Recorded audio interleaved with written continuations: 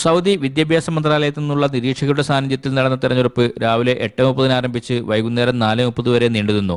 സ്കൂളിൽ പ്രത്യേകം തയ്യാറാക്കിയ 20 ബൂത്തുകൾ വഴിയാണ് വോട്ടർമാർ വോട്ട് രേഖപ്പെടുത്തിയത്.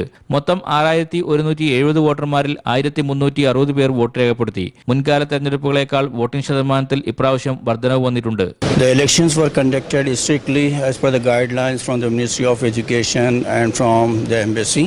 There is a charter for our schools and all the rules and regulations and guidelines were followed as per the given charter. കേരളത്തിൽ നിന്നുള്ള 6 പേർ ഉൾപ്പെടെ 17 സ്ഥാനാർത്ഥികളാണ് മത്സരരംഗത്തുണ്ടായിരുന്നത്. മലയാളി സ്ഥാനാർത്ഥികളിൽ ഓരോരുത്തർക്കും വിവിധ സംഘടനകൾ പിന്തുണ നൽകുകയും സോഷ്യൽ മീഡിയ വഴിയും മറ്റുമുള്ള പ്രചാരണ പ്രവർത്തനങ്ങളും വ്യാപകമായിരുന്നു. ആവേശകരമായ തെരഞ്ഞെടുപ്പിനൊടുവിൽ 776 വോട്ടുകൾ നേടി മലയാളിയായ എഞ്ചിനീയർ മുഹമ്മദ് ഇക്ബാൽ ഒന്നാമതെത്തി. ഇദ്ദേഹമായിരിക്കും മാനേജിംഗ് കമ്മിറ്റി ചെയർമാനാവുക. 773 വോട്ടുകളുമായി മറ്റൊരു മലയാളി ശംസുദ്ദീൻ കൊടക്കോടൻ രണ്ടാം സ്ഥാനത്തെത്തി. ഞങ്ങളെ വോട്ട് ചെയ്ത് ജയിപ്പിച്ച എല്ലാ പാരൻസിനും ഞങ്ങൾ നന്ദി പറയുന്നു. ഇത് സ്കൂളിൻ്റെ ബെറ്റർമെൻറ്റിന് വേണ്ടിയിട്ടുള്ള ഒരു കമ്മിറ്റിയാണ്.